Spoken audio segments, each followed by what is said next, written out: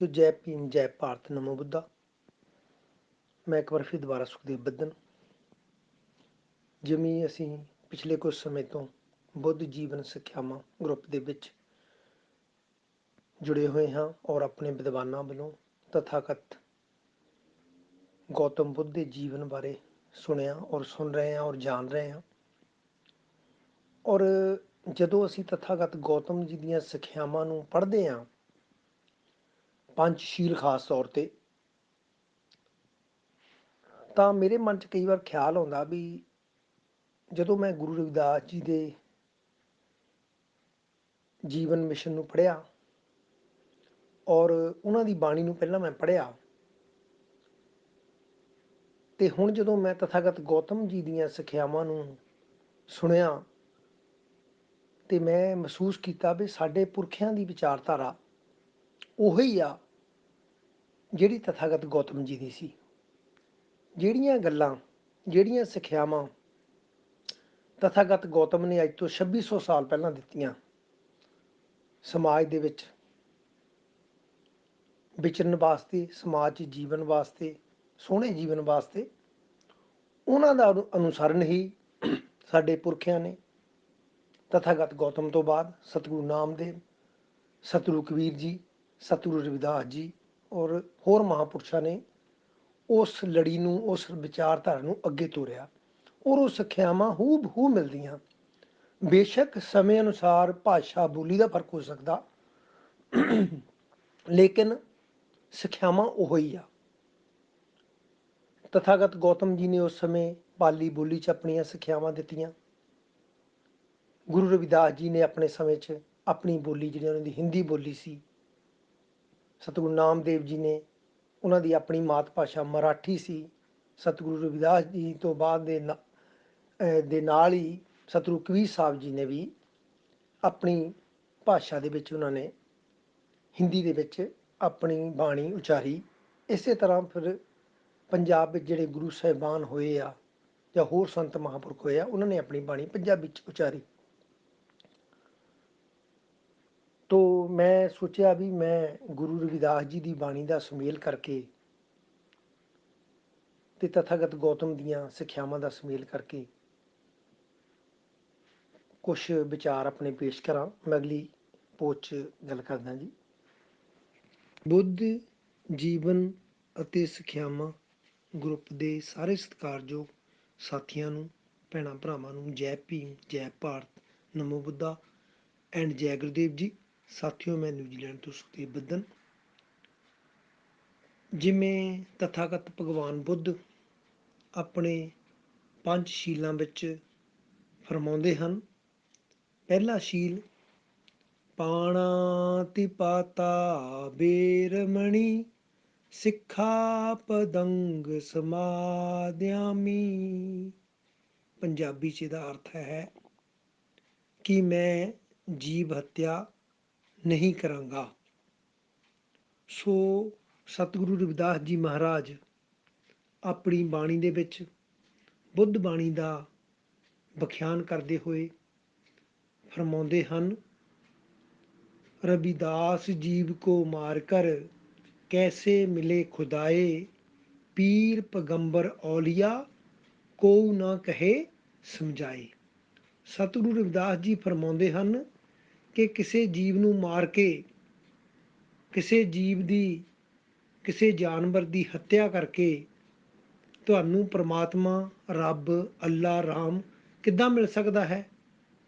ਔਰ ਕਿਸੇ ਵੀ ਪੀਰ ਪੈਗੰਬਰ ਔਲੀਏ ਨੇ ਇਹ ਨਹੀਂ ਸਮਝਾਇਆ ਵੀ ਕਿਸੇ ਤੁਸੀਂ ਜਾਨਵਰ ਦੀ, ਜੀਵ ਦੀ ਹੱਤਿਆ ਕਰੋ ਤਾਂ ਤੁਹਾਨੂੰ ਪ੍ਰਮਾਤਮਾ, ਰੱਬ, ਅੱਲਾ ਦੀ ਪ੍ਰਾਪਤੀ ਹੋਵੇਗੀ। ਕਿਉਂਕਿ ਉਸ ਸਮੇਂ ਹਿੰਦੂ ਮੱਤ ਦੇ ਵਿੱਚ ਵੇਦਾਂ, ਸ਼ਾਸਤਰਾਂ ਦੇ ਕਾਨੂੰਨਾਂ ਮੁਤਾਬਕ ਜੱਗ ਕੀਤੇ ਜਾਂਦੇ ਸੀ ਔਰ ਜੱਗਾਂ ਦੇ ਵਿੱਚ ਭੇਡ, ਬੱਕਰੀ, ਘੋੜਾ, ਹਾਥੀ, ਇੱਥੋਂ ਤੱਕ ਕਿ ਮਨੁੱਖਾਂ ਦੀਆਂ ਬਲੀਆਂ ਵੀ ਦਿੱਤੀਆਂ ਜਾਂਦੀਆਂ ਸਨ। ਔਰ ਮੁਸਲਮਾਨ ਮੱਤ ਦੇ ਵਿੱਚ ਵੀ ਭੇਡ ਬੱਕਰੀ ਨੂੰ ਕੱਟਿਆ ਜਾਂਦਾ ਸੀ, ਮਾਰਿਆ ਜਾਂਦਾ ਸੀ। ਸੋ ਗੁਰੂ ਰਵਿਦਾਸ ਜੀ ਨੇ ਆਪਣੀ ਬਾਣੀ ਵਿੱਚ ਜੀਵ ਹੱਤਿਆ ਦਾ ਖੰਡਨ ਕੀਤਾ। ਅਗਲੇ ਸ਼ਬਦ 'ਚ ਸਤਿਗੁਰੂ ਰਵਿਦਾਸ ਜੀ ਫਰਮਾਉਂਦੇ ਹਨ, ਰਵਿਦਾਸ ਜੋ ਪੋਸ਼ਣ ਹੇਤ ਗਊ ਬੱਕਰੀ ਨਿਤ ਖਾਏ, ਪੜ੍ਹੇ ਨਵਾਜ ਰਾਤ ਦਿਨ, ਤਬ ਹੂੰ ਪਿਸਤ ਨ ਪਾਏ। ਸਤਿਗੁਰੂ ਰਵਿਦਾਸ ਜੀ ਫਰਮਾਉਂਦੇ ਹਨ ਕਿ ਜਿਹੜੇ ਮਨੁੱਖ ਆਪਣੇ ਮੂੰਹ ਦੇ ਸਵਾਦ ਲਈ, ਆਪਣਾ ਢਿੱਡ ਭਰਨ ਦੇ ਲਈ ਗਾਂ, ਬੱਕਰੀ ਜਾਂ ਕਿਸੇ ਹੋਰ ਜੀਵ ਦੀ ਹੱਤਿਆ ਕਰਕੇ ਉਹਦਾ ਭੋਜਨ ਕਰਦੇ ਹਨ, ਉਹ ਭਾਵੇਂ ਦਿਨ ਰਾਤ ਨਮਾਜ਼ ਪੜ੍ਹਨ, ਦਿਨ ਰਾਤ ਰਾਮ ਰਾਮ ਕਰਨ ਜਾਂ ਕਿਸੇ ਹੋਰ ਧਰਮ ਦੇ ਨਾਮ ਜਪਣ, ਉਹ ਕਦੀ ਵੀ ਭੇਸਤ ਸਵਰਗ ਨੂੰ ਨਹੀਂ ਪਾ ਸਕਦੇ। ਕਿਉਂਕਿ ਬੱਕਰੀ, ਗਊ, ਭੇਡ, ਇਹਨਾਂ ਵਿੱਚ ਵੀ 5 ਤੱਤ ਹਨ। ਇਹਨਾਂ ਵਿੱਚ ਵੀ ਉਨੀ ਜਾਨ ਹੈ ਜਿੰਨੀ ਕਿ ਆਮ ਮਨੁੱਖ ਦੇ ਵਿੱਚ। ਸਤਿਗੁਰੂ ਰਵਿਦਾਸ ਜੀ ਅਗਲੇ ਸ਼ਬਦ 'ਚ ਫਰਮਾਉਂਦੇ ਹਨ, ਰਵਿਦਾਸ ਮੂੰਡ ਹੈ ਕਾਟ ਕਰ, ਮੂਰਖ ਕਹਿਤ ਹਲਾਲ, ਗਲਾ ਕਟਾਓ ਆਪਣਾ, ਤਾਂ ਕਾ ਹੋਊ ਹਾਲ। ਸਤਿਗੁਰੂ ਜੀ ਫਰਮਾਉਂਦੇ ਹਨ ਕਿ ਮੂਰਖ ਲੋਕ ਜੀਵ ਨੂੰ ਹਲਾਲ ਕਰਕੇ, ਭਾਵ ਕਿ ਹੌਲੀ ਹੌਲੀ ਉਹਦਾ ਗਲਾ ਕੱਟ ਕੇ ਕਹਿੰਦੇ ਹਨ ਕਿ ਇਹ ਹਲਾਲ ਹੈ। ਸਤਿਗੁਰੂ ਜੀ ਫਰਮਾਉਂਦੇ ਹਨ, ਤੁਸੀਂ ਆਪਣਾ ਜਿਹੜਾ ਗਲਾ ਕਟਵਾ ਕੇ ਦੇਖੋ ਤਾਂ ਤੁਹਾਨੂੰ ਕਿੱਦਾਂ ਮਹਿਸੂਸ ਹੁੰਦਾ ਹੈ, ਤੁਹਾਡਾ ਕੀ ਹਾਲ ਹੁੰਦਾ ਹੈ, ਤੁਹਾਨੂੰ ਕਿੱਦਾਂ ਦੁੱਖ ਹੁੰਦਾ ਹੈ। ਸੋ ਸਤਿਗੁਰੂ ਜੀ ਹਲਾਲ ਕਰਨ ਜਾਂ ਕਿਸੇ ਜੀਵ ਦੀ ਕਿਸੇ ਵੀ ਢੰਗ ਨਾਲ ਹੱਤਿਆ ਕਰਨ ਦਾ ਵਿਰੋਧ ਕਰਦੇ ਹਨ, ਖੰਡਨ ਕਰਦੇ ਹਨ। ਸਤਿਗੁਰੂ ਰਵਿਦਾਸ ਜੀ ਅਗਲੇ ਸ਼ਬਦ 'ਚ ਫਰਮਾਉਂਦੇ ਹਨ, ਪ੍ਰਾਨੀ ਬਧ ਨ ਕੀਜੀ ਹੈ, ਜੀਵਨ ਬ੍ਰਹਮ ਸਮਾਨ, ਰਵਿਦਾਸ ਪਾਪ ਨੇ ਛੂਟ ਹੀ, ਕਰੋਰ ਕਰੇ ਗਊਦਾਨ। ਸਤਿਗੁਰੂ ਜੀ ਫਰਮਾਉਂਦੇ ਹਨ, ਹੇ ਮਨੁੱਖ, ਹੇ ਪ੍ਰਾਣੀ, ਤੈਨੂੰ ਕਿਸੇ ਵੀ ਜੀਵ ਦਾ ਵੱਧ ਹੱਤਿਆ ਨਹੀਂ ਕਰਨੀ ਚਾਹੀਦੀ। ਕਿਉਂਕਿ ਸਾਰੇ ਜੀਵਾਂ ਦੇ ਵਿੱਚ ਉਹ 5 ਤੱਤ ਬਿਰਾਜਮਾਨ ਹਨ, ਜਿਹੜੇ ਇੱਕ ਮਨੁੱਖ ਦੇ ਵਿੱਚ ਹਨ, ਉਹ ਜਾਨਵਰਾਂ ਵਿੱਚ ਵੀ ਹਨ। ਉਹ ਮਨੁੱਖ ਜਿਹੜੇ ਜੀਵ ਹੱਤਿਆ ਕਰਦੇ ਹਨ, ਉਹਨਾਂ ਦਾ ਪਾਪ ਕਦੇ ਵੀ ਨਹੀਂ ਲੱਥ ਸਕਦਾ, ਭਾਵੇਂ ਉਹ ਹਜ਼ਾਰਾਂ ਕਰੋੜਾਂ ਗਊਆਂ ਦਾ ਦਾਨ ਕਰਨ, ਪਾਠ ਪੂਜਾ ਕਰਨ, ਇਸ਼ਨਾਨ ਕਰਨ, ਜਿੰਨੇ ਵੀ ਉਹ ਕਰਮਕਾਂਡ ਕਰ ਲੈਣ, ਜੀਵ ਹੱਤਿਆ ਦਾ ਪਾਪ ਉਹਨਾਂ ਤੋਂ ਨਹੀਂ ਹਟ ਸਕਦਾ। ਇਸ ਤਰ੍ਹਾਂ ਗੁਰੂ ਰਵਿਦਾਸ ਜੀ ਬੁੱਧ ਬਾਣੀ ਵਿੱਚ ਤਥਾਗਤ ਗੌਤਮ ਜੀ ਦੇ ਪਹਿਲੇ ਸ਼ੀਲ, ਮੈਂ ਜੀਵ ਹੱਤਿਆ ਨਹੀਂ ਕਰਾਂਗਾ, ਆਪਣੀ ਬਾਣੀ ਵਿੱਚ ਹੂਬਹੂ ਬਿਆਨ ਕਰਦੇ ਹਨ। ਦੂਸਰਾ ਪੰਚਸ਼ੀਲ ਵਿੱਚ ਤਥਾਗਤ ਬੁੱਧ ਫਰਮਾਉਂਦੇ ਹਨ, ਆਦਿ ਨਾ ਦਾਨਾ ਬੀਰਮਣੀ, ਸਿੱਖਾ ਪਦੰਗ ਸਮਾਦਿਆਮੀ। ਭਾਵ ਕਿ ਮੈਂ ਚੋਰੀ ਨਹੀਂ ਕਰਾਂਗਾ, ਮੈਂ ਮਿਹਨਤ ਕਮਾਈ ਕਰਕੇ ਹੀ ਖਾਵਾਂਗਾ। ਗੁਰੂ ਰਵਿਦਾਸ ਜੀ ਆਪਣੀ ਬਾਣੀ ਵਿੱਚ ਦੂਸਰੇ ਸ਼ੀਲ ਬੁੱਧ ਬਾਣੀ ਦਾ ਵਿਖਿਆਨ ਇਸ ਤਰ੍ਹਾਂ ਕਰਦੇ ਹਨ, ਰਵਿਦਾਸ ਸ਼ਰਮ ਕਰ ਖਾਇਓ, ਜੋ ਲੋ ਪਾਰ ਵਸਾਏ, ਨੇਕ ਕਮਾਈ ਜਿਉ ਕਰੀ, ਤਬੂ ਨ ਨੇਫਲ ਜਾਏ। ਸਤਿਗੁਰੂ ਜੀ ਫਰਮਾਉਂਦੇ ਹਨ ਕਿ ਸਾਨੂੰ ਹਮੇਸ਼ਾ ਮਿਹਨਤ ਕਮਾਈ, ਨੇਕ ਕਮਾਈ ਕਰਕੇ ਹੀ ਆਪਣਾ ਜੀਵਨ ਨਿਰਵਾਹ ਕਰਨਾ ਚਾਹੀਦਾ ਹੈ, ਜੇ ਇਹ ਜੀਵਨ ਅਸੀਂ ਸਫਲ ਕਰਨਾ ਹੈ। ਜੇ ਅਸੀਂ ਨੇਕ ਕਮਾਈ ਨਹੀਂ ਕਰਦੇ, ਚੋਰੀ ਕਰਦੇ ਹਾਂ, ਜਾਰੀ ਕਰਦੇ ਹਾਂ, ਹੋਰ ਹੇਰਾ ਫੇਰੀ ਨਾਲ ਧਨ ਇਕੱਠਾ ਕਰਕੇ ਆਪਣੇ ਪਰਿਵਾਰ ਦੀ ਪਾਲਣਾ ਕਰਦੇ ਹਾਂ, ਤਾਂ ਸਾਡਾ ਜੀਵਨ ਕਦੀ ਵੀ ਸਫਲ ਨਹੀਂ ਹੋ ਸਕਦਾ, ਇਹ ਨਿਫਲ ਜਾਏਗਾ। ਸੋ ਸਾਨੂੰ ਹਮੇਸ਼ਾ ਨੇਕ ਕਮਾਈ ਕਰਨੀ ਚਾਹੀਦੀ ਹੈ, ਕਿਸੇ ਤਰ੍ਹਾਂ ਦੀ ਚੋਰੀ ਚਕਾਰੀ ਦੀ ਜਾਂ ਹੋਰ ਕਿਸ ਤਰ੍ਹਾਂ ਦੀ ਵੱਢੀ ਲੈ ਕੇ ਕਮਾਈ ਨਹੀਂ ਕਰਨੀ ਚਾਹੀਦੀ। ਅਗਲੇ ਸ਼ਬਦ 'ਚ ਗੁਰੂ ਰਵਿਦਾਸ ਜੀ ਫਰਮਾਉਂਦੇ ਹਨ, ਸ਼ਰਮ ਕੋ ਈਸ਼ਰ ਜਾਨ ਕੇ, ਜੋ ਪੂਜੇ ਦਿਨ ਰੈਨ, ਰਵਿਦਾਸ ਤਿਨ ਹੀ ਸੰਸਾਰ ਮੈਂ, ਸਦਾ ਮਿਲੇ ਸੁਖ ਚੈਨ। ਸਤਿਗੁਰੂ ਰਵਿਦਾਸ ਜੀ ਫਰਮਾਉਂਦੇ ਹਨ, ਜਿਹੜੇ ਲੋਕ ਆਪਣੀ ਮਿਹਨਤ ਨੂੰ, ਆਪਣੀ ਨੇਕ ਕਮਾਈ ਨੂੰ ਈਸ਼ਵਰ ਜਾਣ ਕੇ ਉਹਦੀ ਪੂਜਾ ਕਰਦੇ ਹਨ, ਭਾਵ ਕਿ ਇਮਾਨਦਾਰੀ ਦੇ ਨਾਲ ਮਿਹਨਤ ਕਰਕੇ ਧਨ ਕਮਾਉਂਦੇ ਹਨ, ਉਹਨਾਂ ਦਾ ਜੀਵਨ ਸਦਾ ਹੀ ਸੁਖੀ ਔਰ ਉਹਨਾਂ ਦਾ ਜੀਵਨ ਸਦਾ ਹੀ ਸੰਸਾਰ ਦੇ ਵਿੱਚ ਸੁਖ ਚੈਨ ਵਾਲਾ ਰਹਿੰਦਾ ਹੈ। ਕਿਉਂਕਿ ਚੋਰੀ ਨਾ ਕਮਾਇਆ ਧਨ, ਠਗੀ ਨਾ ਕਮਾਇਆ ਧਨ ਮਨੁੱਖ ਦੇ ਮਨ ਨੂੰ ਹਮੇਸ਼ਾ ਹੀ ਅਸ਼ਾਂਤ ਰੱਖਦਾ ਹੈ, ਸੁਖ ਚੈਨ ਨਾਲ ਨਹੀਂ ਰਹਿਣ ਦਿੰਦਾ। ਅਗਲੇ ਸ਼ਬਦ ਵਿੱਚ ਗੁਰੂ ਰਵਿਦਾਸ ਜੀ ਫਰਮਾਉਂਦੇ ਹਨ, ਪ੍ਰਭ ਭਗਤੀ ਸਮ ਸਾਧਨਾ ਜਗ ਮੈਂ ਜਿਨ ਹੈ ਪਾਸ, ਤਿਨ ਹੈ ਜੀਵਨ ਸਫਲ ਭਇਓ ਸਤ ਭਾਖੈ ਰਵਿਦਾਸ। ਸਤਿਗੁਰੂ ਰਵਿਦਾਸ ਜੀ ਬੁੱਧ ਬਾਣੀ ਦਾ ਵਿਖਿਆਨ ਕਰਦੇ ਹੋਏ ਫਰਮਾਉਂਦੇ ਹਨ ਕਿ ਜਿਨ੍ਹਾਂ ਦੇ ਲੋਕਾਂ ਕੋਲ ਮਿਹਨਤ ਕਰਨ, ਸਾਧਨਾ ਕਰਨ ਦੀ ਭਗਤੀ ਹੈ, ਜੀਵਨ ਦੇ ਵਿੱਚ ਉਹਨਾਂ ਨੂੰ ਕਿਸੇ ਵੀ ਹੋਰ ਭਗਤੀ ਕਰਨ ਦੀ ਜ਼ਰੂਰਤ ਨਹੀਂ, ਔਰ ਉਹਨਾਂ ਦਾ ਜੀਵਨ ਹੀ ਸਫਲ ਹੈ ਜਿਹੜੇ ਮਿਹਨਤ ਕਮਾਈ ਕਰਕੇ ਸੱਚ ਦੀ ਕਮਾਈ ਕਰਦੇ ਹਨ, ਚੋਰੀ ਚਕਾਰੀ ਜਾਂ ਕਿਸੇ ਹੋਰ ਢੰਗ ਦੇ ਨਾਲ ਪੈਸਾ ਨਹੀਂ ਕਮਾਉਂਦੇ। ਅਗਲੇ ਸ਼ਬਦ ਵਿੱਚ ਗੁਰੂ ਰਵਿਦਾਸ ਜੀ ਫਰਮਾਉਂਦੇ ਹਨ, ਧਰਮ ਕਰਮ ਦੋਇ ਏਕ ਹੈ, ਸਮਝ ਲਹੇ ਮਨ ਮਾਹੇ, ਬਿਨ ਧਰਮ ਬਿਨਾ ਜੋ ਕਰਮ ਹੈ, ਰਵਿਦਾਸ ਨ ਤਿਸ ਸੁਖ ਮਾਹੇ। ਸਤਿਗੁਰੂ ਜੀ ਫਰਮਾਉਂਦੇ ਹਨ, ਧਰਮ ਅਤੇ ਕਰਮ ਦੋਨੇ ਇੱਕ ਹੀ ਹਨ, ਸੱਚੀ ਮਿਹਨਤ ਕਰਨੀ ਹੀ ਧਰਮ ਹੈ।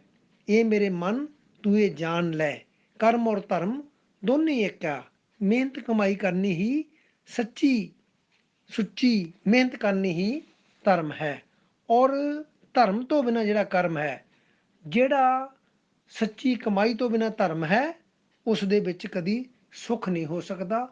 ਭਾਵ ਕਿ ਸਾਨੂੰ ਮਿਹਨਤ ਕਮਾਈ ਕਰਕੇ ਹੀ ਖਾਣਾ ਚਾਹੀਦਾ ਹੈ, ਇਹੀ ਸੱਚਾ ਧਰਮ ਹੈ ਔਰ ਇਹੀ ਸੱਚੀ ਭਗਤੀ ਹੈ। ਇਸ ਤਰ੍ਹਾਂ ਗੁਰੂ ਰਵਿਦਾਸ ਜੀ ਆਪਣੀ ਬਾਣੀ ਦੇ ਵਿੱਚ ਨੇਕ ਕਮਾਈ ਕਰਨ ਦੀ ਔਰ ਚੋਰੀ ਨਾ ਕਰਨ ਦਾ ਸਾਨੂੰ ਸੰਦੇਸ਼ ਦਿੰਦੇ ਹਨ। ਤੀਸਰੇ ਸ਼ੀਲ ਦੇ ਵਿੱਚ ਤਥਾਗਤ ਗੌਤਮ ਫਰਮਾਉਂਦੇ ਹਨ, ਕਾਮੇਸੂ ਮਿੱਛਾਚਾਰਾ ਵੀਰਮਣੀ ਸਿੱਖਾ ਪਦੰਗ ਸਮਾਦਿਆਮੀ। ਭਾਵ ਕਿ ਮੈਂ ਵਿਸ਼ੇ ਵਿਕਾਰਾਂ ਤੋਂ ਦੂਰ ਰਹਾਂਗਾ। ਔਰ ਗੁਰੂ ਰਵਿਦਾਸ ਜੀ ਆਪਣੀ ਬਾਣੀ ਦੇ ਵਿੱਚ ਤੀਸਰੇ ਸ਼ੀਲ ਦਾ ਵਿਖਿਆਨ ਕਰਦੇ ਹੋਏ ਫਰਮਾਉਂਦੇ ਹਨ, ਸਤ ਸੰਤੋਖ ਔਰ ਸਦਾਚਾਰ ਜੀਵਨ ਕੋ ਆਧਾਰ, ਰਵਿਦਾਸ ਭਏ ਨਰ ਦੇਵਤੇ ਜਿਨ ਤਿਆਗੇ ਪੰਚ ਵਿਕਾਰ। ਸਤਿਗੁਰੂ ਰਵਿਦਾਸ ਜੀ ਫਰਮਾਉਂਦੇ ਹਨ, ਜਿਨ੍ਹਾਂ ਮਨੁੱਖਾਂ ਦੇ ਜੀਵਨ ਦੇ ਵਿੱਚ ਸੱਚ ਹੈ, ਸੰਤੋਖ ਹੈ, ਸੰਤੁਸ਼ਟੀ ਹੈ ਅਤੇ ਸਦਾਚਾਰ, ਜਿਨ੍ਹਾਂ ਦੇ ਜੀਵਨ ਦਾ ਇਹ ਤਿੰਨ ਗੁਣ ਆਧਾਰ ਹਨ, ਉਹ ਮਨੁੱਖ ਦੇਵਤੇ ਹਨ, ਉਹ ਮਨੁੱਖ ਭਲੇ ਮਨੁੱਖ ਹਨ, ਜਿਨ੍ਹਾਂ ਨੇ ਆਪਣੇ ਜੀਵਨ ਦੇ ਵਿੱਚ ਪੰਜ ਵਿਕਾਰ ਕਾਮ, ਕ੍ਰੋਧ, ਲੋਭ, ਮੋਹ, ਹੰਕਾਰ ਨੂੰ ਤਿਆਗ ਕੇ ਆਪਣੇ ਕਾਬੂ ਵਿੱਚ ਰੱਖਿਆ ਹੈ। ਦੇਵਤੇ ਉਹ ਨਹੀਂ ਜਿਹੜੇ ਹਿੰਦੂ ਮਤ ਅਨੁਸਾਰ ਬ੍ਰਹਮਾ, ਵਿਸ਼ਨੂੰ ਤੇ ਮਹੇਸ਼ ਸਨ। ਗੁਰੂ ਰਵਿਦਾਸ ਜੀ ਕਹਿੰਦੇ ਨਹੀਂ, ਦੇਵਤੇ ਉਹ ਲੋਕ ਹਨ ਜਿਨ੍ਹਾਂ ਨੇ ਇਹਨਾਂ ਪੰਜਾਂ ਵਿਕਾਰਾਂ ਨੂੰ ਆਪਣੇ ਕਾਬੂ ਵਿੱਚ ਰੱਖਿਆ ਹੈ। ਕਾਮ, ਕ੍ਰੋਧ, ਲੋਭ, ਮੋਹ, ਹੰਕਾਰ ਨੂੰ ਆਪਣੇ ਕਾਬੂ ਵਿੱਚ ਰੱਖਿਆ ਹੈ, ਉਹ ਲੋਕ ਦੇਵਤੇ ਹਨ। ਅਗਲੇ ਸ਼ਬਦ 'ਚ ਗੁਰੂ ਰਵਿਦਾਸ ਜੀ ਫਰਮਾਉਂਦੇ ਹਨ, ਜੋ ਬਸ ਰਾਖੇ ਇੰਦਰੀਆਂ ਸੁਖ ਦੁੱਖ ਸਮਝ ਸਮਾਨ, ਸੋਊ ਅੰਮ੍ਰਿਤ ਪਦ ਪਾਈਓ ਕਹਿ ਰਵਿਦਾਸ ਬਖਾਨ। ਸਤਿਗੁਰੂ ਰਵਿਦਾਸ ਜੀ ਫਰਮਾਉਂਦੇ ਹਨ, ਜਿਹੜੇ ਲੋਕ ਆਪਣੀ ਗਿਆਨ ਇੰਦਰੀਆਂ ਔਰ ਕਰਮ ਇੰਦਰੀਆਂ ਨੂੰ ਆਪਣੇ ਕੰਟਰੋਲ 'ਚ ਰੱਖ ਕੇ ਸੁੱਖ ਔਰ ਦੁੱਖ ਨੂੰ ਇੱਕ ਸਮਾਨ ਹੀ ਸਮਝਦੇ ਹਨ, ਭਾਵ ਕਿ ਸੁੱਖ ਵਿੱਚ ਬਹੁਤਾ ਸੁਖੀ ਨਹੀਂ ਔਰ ਦੁੱਖ ਵਿੱਚ ਬਹੁਤਾ ਦੁਖੀ ਨਹੀਂ ਹੁੰਦੇ, ਉਹੀ ਲੋਕ ਅੰਮ੍ਰਿਤ ਪਦ ਨੂੰ ਪ੍ਰਾਪਤ ਕਰਦੇ ਹਨ। ਭਾਵ ਕਿ ਉਹੀ ਲੋਕ ਆਪਣੇ ਜੀਵਨ ਦੇ ਵਿੱਚ ਮੁਕਤੀ ਨੂੰ ਪ੍ਰਾਪਤ ਕਰ ਲੈਂਦੇ ਹਨ। ਅਗਲੇ ਸ਼ਬਦ ਵਿੱਚ ਗੁਰੂ ਰਵਿਦਾਸ ਜੀ ਫਰਮਾਉਂਦੇ ਹਨ, ਬੁੱਧ ਔਰ ਵਿਵੇਕੋ ਜੋ ਰਾਖਣ ਚਾਹੋ ਪਾਸ, ਇੰਦਰੀਆਂ ਸੰਗ ਨ੍ਰਿਤ ਕੋ ਤਜ ਦਿਹੋ ਰਵਿਦਾਸ। ਸਤਿਗੁਰੂ ਰਵਿਦਾਸ ਜੀ ਫਰਮਾਉਂਦੇ ਹਨ, ਜਿਹੜੇ ਮਨੁੱਖ ਬੁੱਧੀ ਔਰ ਵਿਵੇਕ ਨੂੰ ਆਪਣੇ ਕੋਲ ਰੱਖਣਾ ਚਾਹੁੰਦੇ ਹਨ, ਆਪਣੇ ਜੀਵਨ ਦੇ ਵਿੱਚ ਧਾਰਨ ਕਰਨਾ ਚਾਹੁੰਦੇ ਹਨ, ਉਹ ਕਦੇ ਵੀ ਕਾਮ, ਕ੍ਰੋਧ, ਲੋਭ, ਮੋਹ, ਹੰਕਾਰ, ਕਾਮ ਇੰਦਰੀਆਂ ਦੇ ਅਨੁਸਾਰ ਨਾਚ ਨਹੀਂ ਨੱਚਦੇ। ਭਾਵ ਕਿ ਇੰਦਰੀਆਂ ਦੇ ਗੁਲਾਮ ਹੋ ਕੇ ਕਦੀ ਨਹੀਂ ਰਹਿੰਦੇ। ਉਹ ਇੰਦਰੀਆਂ ਨੂੰ ਆਪਣਾ ਗੁਲਾਮ ਕਰ ਲੈਂਦੇ ਹਨ, ਆਪਣੇ ਕਾਬੂ ਵਿੱਚ ਕਰ ਲੈਂਦੇ ਹਨ। ਉਹ ਲੋਕਾਂ ਦੇ ਵਿੱਚ ਸਦਾ ਹੀ ਬੁੱਧੀ ਔਰ ਵਿਵੇਕ ਬਣਿਆ ਰਹਿੰਦਾ ਹੈ। ਔਰ ਸਤਿਗੁਰੂ ਰਵਿਦਾਸ ਜੀ ਅਗਲੇ ਸ਼ਬਦ ਫਰਮਾਉਂਦੇ ਹਨ, ਰਵਿਦਾਸ ਇਛਾਏ ਆਪਣੀ ਭੋਗ ਸੇ ਰਖ ਦੂਰ, ਮਨ ਬੁੱਧੀ ਰਹੇ ਸ਼ਾਂਤ ਨਿਤ, ਘਟ ਮੈਂ ਆਵੇ ਨੂਰ। ਸਤਿਗੁਰੂ ਰਵਿਦਾਸ ਜੀ ਫਰਮਾਉਂਦੇ ਹਨ, ਜਿਹੜੇ ਮਨੁੱਖ ਆਪਣੀਆਂ ਇਛਾਵਾਂ ਔਰ ਕਾਮ ਦੇ ਭੋਗ ਤੋਂ ਆਪਣੇ ਆਪ ਨੂੰ ਦੂਰ ਰੱਖਦੇ ਹਨ, ਭਾਵ ਕਿ ਪੰਜ ਵਿਕਾਰਾਂ ਨੂੰ ਆਪਣੇ ਕੰਟਰੋਲ ਵਿੱਚ ਰੱਖਦੇ ਹਨ, ਉਹਨਾਂ ਦਾ ਮਨ ਔਰ ਬੁੱਧੀ ਸਦਾ ਹੀ ਸ਼ਾਂਤ ਰਹਿੰਦੀ ਹੈ ਔਰ ਉਹਨਾਂ ਦੇ ਚਿਹਰੇ 'ਤੇ ਇੱਕ ਅਲੌਕਿਕ ਖੁਸ਼ੀ ਦਾ ਨੂਰ ਹਮੇਸ਼ਾ ਬਣਿਆ ਰਹਿੰਦਾ ਹੈ, ਕਿਉਂਕਿ ਉਹਨਾਂ ਨੇ ਕਾਮ ਇੰਦਰੀਆਂ ਨੂੰ ਆਪਣੇ ਕਾਬੂ ਵਿੱਚ ਰੱਖਿਆ ਹੁੰਦਾ ਹੈ। ਕਾਮ ਇੰਦਰੀਆਂ ਦੇ ਅਨੁਸਾਰ ਉਹ ਕਦੀ ਵੀ ਨਹੀਂ ਚੱਲਦੇ। ਸਤਿਗੁਰੂ ਰਵਿਦਾਸ ਜੀ ਅਗਲੇ ਸ਼ਬਦ 'ਚ ਫਰਮਾਉਂਦੇ ਹਨ, ਕੁਰਮੇ ਭਾਂਤ ਜੋ ਰਹੇ ਮਨ ਇੰਦਰੀਆਂ ਰਵਿਦਾਸ, ਸ਼ਾਂਤ ਰਹੀ ਨਿਤ ਆਤਮਾ, ਬੜ੍ਹੀ ਆਤਮ ਵਿਸ਼ਵਾਸ।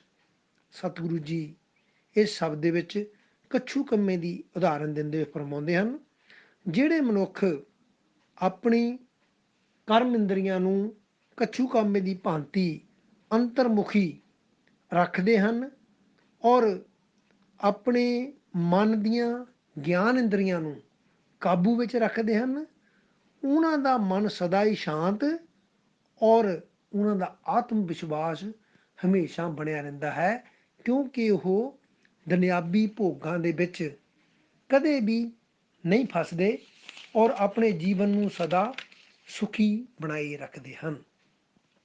ਚੌਥੇ ਸੀਲ ਦੇ ਵਿੱਚ ਤਥਾਗਤ ਗੌਤਮ ਫਰਮਾਉਂਦੇ ਹਨ, ਮੂਸਾ ਬਾਧਾ ਵੀਰਮਣੀ, ਸਿੱਖਾ ਪਦੰਗ ਸਮਾਦਿਆਮੀ।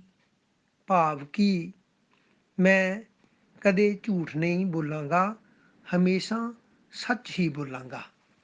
ਔਰ ਗੁਰੂ ਰਵਿਦਾਸ ਜੀ ਆਪਣੀ ਬਾਣੀ ਵਿੱਚ ਫਰਮਾਉਂਦੇ ਹਨ ਵੀ ਸਾਨੂੰ ਹਮੇਸ਼ਾ ਸੱਚ ਬੋਲਣਾ ਚਾਹੀਦਾ ਹੈ, ਕਦੇ ਵੀ ਝੂਠ ਨਹੀਂ ਬੋਲਣਾ ਚਾਹੀਦਾ। ਸਤਿਗੁਰੂ ਜੀ ਫਰਮਾਉਂਦੇ ਹਨ, ਜਹਾਂ ਅੰਧ ਵਿਸ਼ਵਾਸ ਹੈ ਸਤ ਪਰਖ ਤਹਿ ਨਾਹੀਂ, ਰਵਿਦਾਸ ਸਤ ਸੋਈ ਜਾਣੀਏ, ਜੋ ਅਨਭਉ ਹੋ ਮਨ ਮਾਹੇ। ਸਤਿਗੁਰੂ ਜੀ ਫਰਮਾਉਂਦੇ ਹਨ, ਜਿੱਥੇ ਅੰਧੀ ਸ਼ਰਧਾ ਹੋਵੇਗੀ, ਅੰਨਾ ਵਿਸ਼ਵਾਸ ਹੋਵੇਗਾ, ਉੱਥੇ ਕਦੇ ਵੀ ਸੱਚ ਦੀ ਪਰਖ ਨਹੀਂ ਹੋ ਸਕਦੀ। ਸੱਚ ਦੀ ਪਰਖ ਉਹੀ ਕਰ ਸਕਦਾ ਹੈ ਜੋ ਆਪਣੀ ਗਿਆਨ ਇੰਦਰੀਆਂ ਨਾਲ ਅਨੁਭਵ ਕਰਕੇ ਤਰਕ ਬੁੱਧੀ ਲਾ ਕੇ ਸੱਚ ਤੱਕ ਪਹੁੰਚਦਾ ਹੈ। ਭਾਵ ਕਿ ਜਿਹੜਾ ਮਨੁੱਖ ਕਿਸੇ ਦੀ ਕਹੀ ਹੋਈ ਗੱਲ ਨੂੰ ਉਵੇਂ ਹੀ ਨਹੀਂ ਮੰਨ ਲੈਂਦਾ, ਸਗੋਂ ਆਪਣੇ ਤਰਕ ਔਰ ਬੁੱਧੀ ਦੇ ਨਾਲ ਸੋਚ ਕੇ ਉਸ 'ਤੇ ਤਰਕ ਦੀ ਕਸਵੱਟੀ ਲਾ ਕੇ ਫਿਰ ਮੰਨਦਾ ਹੈ, ਤਾਂ ਉਹ ਮਨੁੱਖ ਹੀ ਸੱਚ ਨੂੰ ਜਾਣ ਸਕਦਾ ਹੈ। ਅੰਧ ਵਿਸ਼ਵਾਸੀ ਮਨੁੱਖ ਕਦੇ ਵੀ ਸੱਚ ਦੀ ਪਰਖ ਨਹੀਂ ਕਰ ਸਕਦਾ। ਇੱਥੇ ਸਤਿਗੁਰੂ ਜੀ ਤਰਕ ਬੁੱਧੀ ਲਾ ਕੇ ਸੱਚ ਨੂੰ ਜਾਣਨ ਦੀ ਸੰਦੇਸ਼ ਦਿੰਦੇ ਹਨ। ਅਗਲੇ ਸ਼ਬਦ 'ਚ ਸਤਿਗੁਰੂ ਫਰਮਾਉਂਦੇ ਹਨ, ਅੰਤਰ ਅਨਭਉ ਕਰ ਤਹੂ ਮਨ ਸਭ ਸਭ ਸਤ, ਰਵਿਦਾਸ ਨਿਜ ਅਨਭਉ ਮਹਿ, ਸਤ ਮੈਂ ਜਾਣੀਏ ਸਤ। ਸਤਿਗੁਰੂ ਜੀ ਫਰਮਾਉਂਦੇ ਹਨ, ਜਿਹੜੇ ਮਨੁੱਖ ਆਪਣੀਆਂ ਗਿਆਨ ਇੰਦਰੀਆਂ ਦੇ ਨਾਲ ਅਨਭਵ ਕਰਕੇ ਤਰਕ ਬੁੱਧੀ ਲਾ ਕੇ ਕਿਸੇ ਗੱਲ ਨੂੰ ਸੱਚ ਮੰਨਦੇ ਹਨ, ਉਹੀ ਲੋਕ ਅਨਭਵ ਦੇ ਨਾਲ ਸੱਤ ਨੂੰ ਜਾਣ ਕੇ ਸੱਚ ਨੂੰ ਸੱਚ ਕਹਿੰਦੇ ਹਨ ਔਰ ਝੂਠ ਨੂੰ ਝੂਠ ਕਹਿੰਦੇ ਹਨ। ਭਾਵ ਕਿ ਤਰਕ ਬੁੱਧੀ ਲਾ ਕੇ ਹੀ ਹਰ ਘਟਨਾ ਨੂੰ, ਹਰ ਗੱਲ ਨੂੰ ਮੰਨਦੇ ਹਨ, ਕਿਸੇ ਦੀ ਕਹੀ ਕਹਾਈ ਗੱਲ ਨੂੰ ਨਹੀਂ ਮੰਨਦੇ। ਅਗਲੇ ਸ਼ਬਦ 'ਚ ਸਤਿਗੁਰੂ ਜੀ ਫਰਮਾਉਂਦੇ ਹਨ, ਸਤ ਸ਼ਕਤੀ ਸੇ ਹੋਤ ਹੈ ਸਭ ਪਾਪਨ ਕਾ ਨਾਸ਼, ਬਦਰਾ ਸਤ ਸੇ ਬੋਧਲੇ ਸਤ ਭਾਖੈ ਰਵਿਦਾਸ। ਸਤਿਗੁਰੂ ਰਵਿਦਾਸ ਜੀ ਫਰਮਾਉਂਦੇ ਹਨ ਕਿ ਸੱਚ ਦੇ ਵਿੱਚ ਬਹੁਤ ਵੱਡੀ ਸ਼ਕਤੀ ਹੈ ਜੋ ਸਾਰੇ ਝੂਠ ਨੂੰ ਔਰ ਸਾਰੇ ਪਾਪਾਂ ਦਾ ਨਾਸ਼ ਕਰ ਦਿੰਦੀ ਹੈ। ਔਰ ਸਾਨੂੰ ਹਮੇਸ਼ਾ ਆਪਣੇ ਮਨ ਦੇ ਵਿੱਚ ਸੱਚ ਵਸਾਉਣਾ ਚਾਹੀਦਾ ਹੈ, ਔਰ ਤਾਂ ਹੀ ਅਸੀਂ ਸੱਚ ਨੂੰ ਆਪਣੇ ਮਨ ਵਿੱਚ ਵਸਾ ਕੇ ਝੂਠ ਦਾ ਨਾਸ਼ ਕਰ ਸਕਦੇ ਹਾਂ। ਭਾਵ ਕਿ ਸੱਚ ਹੀ ਸ਼ਕਤੀ ਵਾਲਾ ਹੈ, ਸੱਚ ਹੀ ਦੁਨੀਆ ਵਿੱਚ ਸ਼ਕਤੀਸ਼ਾਲੀ ਹੈ, ਝੂਠ ਕਦੇ ਵੀ ਸ਼ਕਤੀਸ਼ਾਲੀ ਨਹੀਂ ਹੋ ਸਕਦਾ। ਅਗਲੇ ਸ਼ਬਦ ਵਿੱਚ ਸਤਿਗੁਰੂ ਰਵਿਦਾਸ ਜੀ ਫਰਮਾਉਂਦੇ ਹਨ, ਜਿਨ ਨਰ ਸਤ ਤਿਆਗਿਆ ਤਿਨ ਜੀਵਨ ਮ੍ਰਿਤ ਸਮਾਨ, ਰਵਿਦਾਸ ਸੋਈ ਜੀਵਨ ਭਲਾ ਜਹਾਂ ਸਤ ਪ੍ਰਦਾਨ। ਸਤਿਗੁਰੂ ਜੀ ਇਸ ਸ਼ਬਦ ਦੇ ਵਿੱਚ ਮਨੁੱਖ ਨੂੰ ਹਮੇਸ਼ਾ ਸੱਚ ਬੋਲਣ ਔਰ ਝੂਠ ਨਾ ਬੋਲਣ ਦੀ ਸਿੱਖਿਆ ਦਿੰਦੇ ਹਨ। ਗੁਰੂ ਸਾਹਿਬ ਫਰਮਾਉਂਦੇ ਹਨ, ਜਿਹੜੇ ਮਨੁੱਖਾਂ ਨੇ ਸੱਚ ਨੂੰ ਤਿਆਗ ਦਿੱਤਾ ਹੈ ਔਰ ਝੂਠ ਬੋਲਦੇ ਹਨ, ਉਹਨਾਂ ਦਾ ਜੀਵਨ ਮ੍ਰਿਤ ਹੋਏ ਮਨੁੱਖ ਦੀ ਸਮਾਨ ਹੁੰਦਾ ਹੈ, ਔਰ ਉਹਨਾਂ ਲੋਕਾਂ ਦਾ ਹੀ ਜੀਵਨ ਚੰਗਾ ਹੁੰਦਾ ਹੈ, ਭਲਾ ਹੁੰਦਾ ਹੈ, ਜਿਨ੍ਹਾਂ ਨੇ ਆਪਣੇ ਜੀਵਨ ਦੇ ਵਿੱਚ ਸੱਚ ਨੂੰ ਧਾਰਨ ਕੀਤਾ ਹੁੰਦਾ ਹੈ। ਇਸ ਲਈ ਸਾਨੂੰ ਕਦੀ ਵੀ ਝੂਠ ਨਹੀਂ ਬੋਲਣਾ ਚਾਹੀਦਾ, ਸੱਚ ਹੀ ਬੋਲਣਾ ਚਾਹੀਦਾ ਹੈ। ਅਗਲੇ ਸ਼ਬਦ ਵਿੱਚ ਸਤਿਗੁਰੂ ਰਵਿਦਾਸ ਜੀ ਫਰਮਾਉਂਦੇ ਹਨ, ਰਵਿਦਾਸ ਸਤ ਮਟ ਛੋੜੀਏ ਜੋ ਲੋ ਘਟ ਮੈਂ ਪ੍ਰਾਨ, ਦੂਸਰ ਕੋਊ ਧਰਮ ਨਹੀਂ ਜਗ ਮੈਂ ਸਤ ਸਮਾਨ। ਸਤਿਗੁਰੂ ਰਵਿਦਾਸ ਜੀ ਫਰਮਾਉਂਦੇ ਹਨ ਕਿ ਸਾਨੂੰ ਕਦੀ ਵੀ ਆਪਣੇ ਜੀਵਨ 'ਚੋਂ ਸੱਚ ਨੂੰ ਛੱਡਣਾ ਨਹੀਂ ਚਾਹੀਦਾ। ਜਦੋਂ ਤੱਕ ਸਾਡੇ ਜੀਵਨ ਦੇ ਵਿੱਚ ਜਾਨ ਹੈ, ਪ੍ਰਾਣ ਹਨ, ਸਾਨੂੰ ਹਮੇਸ਼ਾ ਸੱਚ ਦਾ ਸਾਥ ਦੇਣਾ ਚਾਹੀਦਾ ਹੈ, ਔਰ ਝੂਠ ਦੇ ਖਿਲਾਫ ਕਰਨਾ ਚਾਹੀਦਾ ਹੈ, ਔਰ ਜ਼ੁਲਮ ਦੇ ਖਿਲਾਫ ਕਰਨਾ ਚਾਹੀਦਾ ਹੈ, ਔਰ ਦੁਨੀਆ ਵਿੱਚ ਸੱਚ ਦੇ ਨਾਲ ਖੜਨਾ, ਸੱਚ ਦਾ ਸਾਥ ਦੇਣਾ, ਇਸ ਨਾਲ ਦਾ ਕੋਈ ਧਰਮ ਨਹੀਂ, ਔਰ ਜ਼ੁਲਮ ਦੇ ਖਿਲਾਫ ਖੜਨਾ, ਸੱਚ ਦਾ ਸਾਥ ਦੇਣਾ ਹੀ ਧਰਮ ਹੈ। ਇਸ ਤੋਂ ਵੱਡਾ ਕੋਈ ਧਰਮ ਨਹੀਂ। ਇਸ ਤਰ੍ਹਾਂ ਸਤਿਗੁਰੂ ਰਵਿਦਾਸ ਜੀ ਆਪਣੀ ਬਾਣੀ ਦੇ ਵਿੱਚ ਬੁੱਧ ਬਾਣੀ ਦਾ ਵਿਖਿਆਨ ਕਰਦੇ ਹੋਏ ਸਾਨੂੰ ਹਮੇਸ਼ਾ ਸੱਚ ਬੋਲਣ ਦੀ ਸਿੱਖਿਆ ਦਿੰਦੇ ਹਨ, ਔਰ ਝੂਠ ਨੂੰ ਛੱਡਣ ਦੀ ਪ੍ਰੇਰਨਾ ਦਿੰਦੇ ਹਨ। ਪੰਜਵੇਂ ਸ਼ੀਲ ਦੇ ਵਿੱਚ ਤਥਾਗਤ ਗੌਤਮ ਫਰਮਾਉਂਦੇ ਹਨ, ਪੰਜਵੇਂ ਸ਼ੀਲ ਦੇ ਵਿੱਚ ਤਥਾਗਤ ਗੌਤਮ ਜੀ ਫਰਮਾਉਂਦੇ ਹਨ, ਸੁਰਾ ਮੇਰਿਆ ਮੱਝ ਪਮਾਥਾਨਾ ਬੇਰਮਨੀ, ਸਿੱਖਾ ਪਦਮ ਸਮਾਦਿਆਮੀ। ਭਾਵ ਕਿ ਮੈਂ ਸ਼ਰਾਬ, ਅਫੀਮ, ਭੰਗ ਜਾਂ ਹੋਰ ਵੀ ਕਿਸੇ ਤਰ੍ਹਾਂ ਦੇ ਨਸ਼ਿਆਂ ਦਾ ਸੇਵਨ ਨਹੀਂ ਕਰਾਂਗਾ। ਸੋ ਸਤਿਗੁਰੂ ਰਵਿਦਾਸ ਜੀ ਆਪਣੀ ਬਾਣੀ ਦੇ ਵਿੱਚ ਬੁੱਧ ਬਾਣੀ ਦਾ ਵਿਖਿਆਨ ਕਰਦੇ ਹੋਏ ਫਰਮਾਉਂਦੇ ਹਨ ਕਿ ਮੈਂ ਕਦੀ ਨਸ਼ੇ ਨਹੀਂ ਕਰਾਂਗਾ, ਔਰ ਸਾਨੂੰ ਕਦੀ ਨਸ਼ੇ ਨਹੀਂ ਕਰਨੇ ਚਾਹੀਦੇ। ਸਤਿਗੁਰੂ ਰਵਿਦਾਸ ਜੀ ਫਰਮਾਉਂਦੇ ਹਨ, ਰਵਿਦਾਸ ਮਦਰਾ ਕਾ ਕਿਆ ਕਿਆ ਪੀਜੀਏ, ਜੋ ਚੜੇ ਚੜੇ ਉਤਰਾਏ, ਨਾਮ ਮਹਾਰਸ ਪੀਜੀਏ ਜੋ ਚੜੇ ਨਹੀਂ ਉਤਰਾਏ। ਸਤਿਗੁਰੂ ਰਵਿਦਾਸ ਜੀ ਮਹਾਰਾਜ ਫਰਮਾਉਂਦੇ ਹਨ, ਰਵਿਦਾਸ ਮਦਰਾ ਕਾ ਪੀਜੀਏ ਜੋ ਚੜੇ ਚੜੇ ਉਤਰਾਏ।